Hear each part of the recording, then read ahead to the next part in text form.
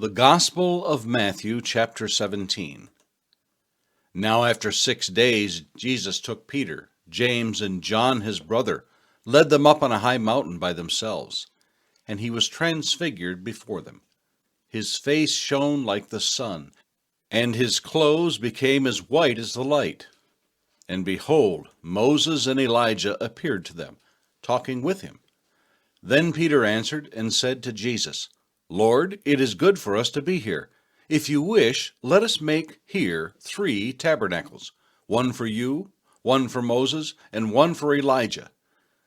While he was still speaking, behold, a bright cloud overshadowed them, and suddenly a voice came out of the cloud saying, This is my beloved Son, in whom I am well pleased. Hear him.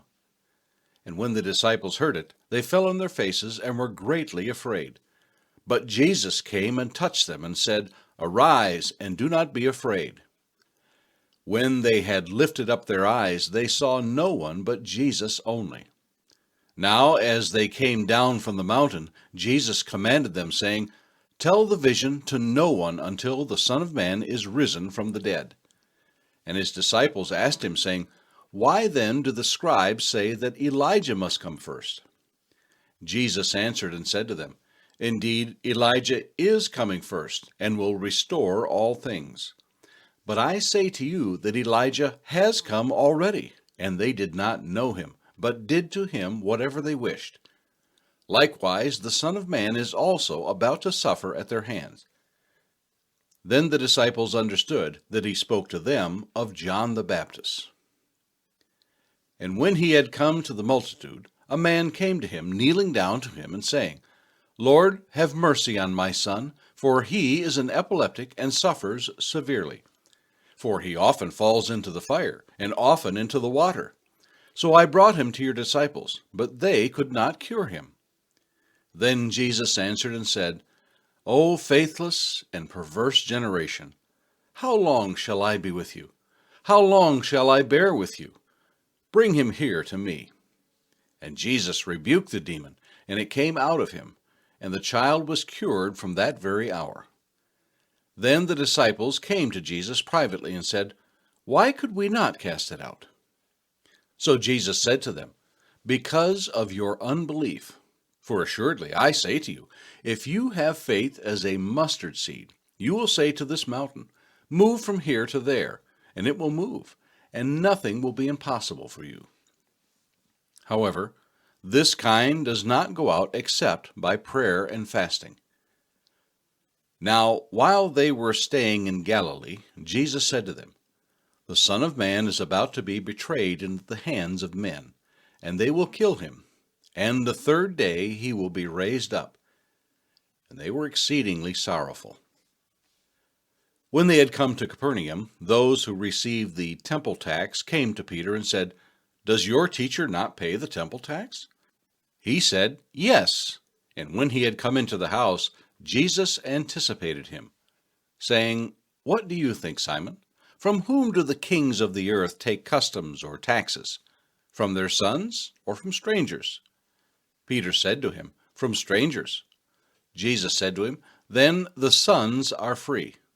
Nevertheless, lest we offend them, go to the sea, cast in a hook, and take the fish that comes up first. And when you have opened its mouth, you will find a piece of money. Take that and give it to them for me and you. Psalm 17, a prayer of David. Hear a just cause, O Lord. Attend to my cry. Give ear to my prayer, which is not from deceitful lips. Let my vindication come from your presence. Let your eyes look on the things that are upright. You have tested my heart. You have visited me in the night. You have tried me and found nothing. I have purposed that my mouth shall not transgress. Concerning the works of men, by the word of your lips I have kept away from the paths of the destroyer. Uphold my steps in your paths, that my footsteps may not slip. I have called upon you, for you will hear me, O God. Incline your ear to me, and hear my speech. Show your marvelous loving kindness by your right hand. O you who save those who trust in you from those who rise up against them. Keep me as the apple of your eye. Hide me under the shadow of your wings. From the wicked who oppress me, from my deadly enemies who surround me. They have closed up their fat hearts, with their mouths they speak proudly. They have now surrounded us in our steps. They have set their eyes, crouching down to the earth. As a lion is eager to tear his prey, as a young lion lurking in secret places. Arise, O Lord, confront him, cast him down, deliver my life from the wicked with your sword. With your hand from men, O Lord, from men of the world who have their portion in this life, and whose belly you fill with your hidden treasure. They are satisfied with children, and leave the rest of their possession for their babes. As for me, I will see your face in righteousness. I shall be satisfied when I awake in your likeness.